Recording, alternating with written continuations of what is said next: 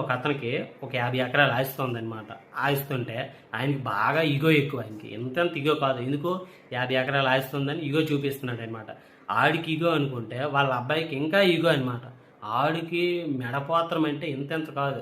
అయితే ఆ కుర్రోడు ఏంటి, వాళ్ళ అబ్బాయి ఊర్లోకి వచ్చి ప్రతివాడిని తిట్టడము, మందు తాగడము, సీసాలు బద్దలు కొట్టడము గట్రా చేసాడు అనమాట.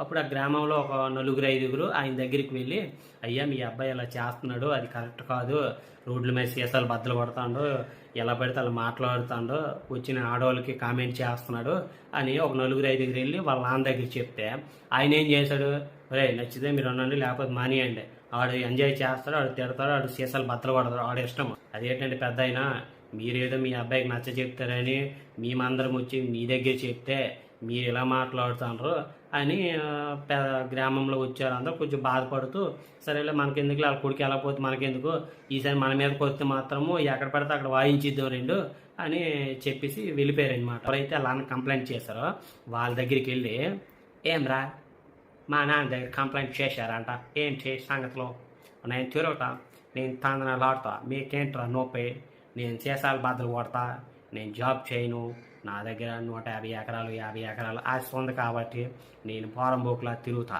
మీకేంట్రా నొప్పి, నేను అమ్మాయిలు కామెంట్ చేస్తా, నచ్చితే ఓనేజే లేకపోతే మింగేయండి వాళ్ళు అన్నారనమాట వీడితో.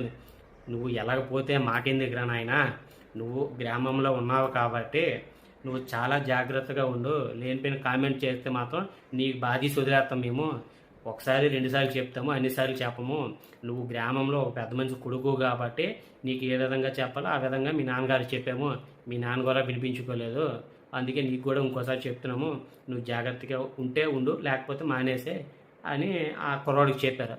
ఒరే నేను ఎలాగమంచా, మీరు ఉంటే ఉందండి, లేకపోతే మానేయండి. తర్వాత వీళ్ళు అనుకోనరు, డబ్బు ఉంటే ఇలాగే రాలిపోతారా, ఎవరైనా ఎన్నాళ్ళు రాలిపోటు, డబ్బు ఉన్నంతసేపు రాలిపోటు, ఆ తర్వాత ఏంటి ఉండదులే, ఆడే తర్వాత దారికి వస్తాడు, డబ్బు ఉంటే ఎవడైనా రాలిపోతాడని వాళ్ళు అనుకొని సైలెంట్గా వెళ్ళిపోతారు అనమాట.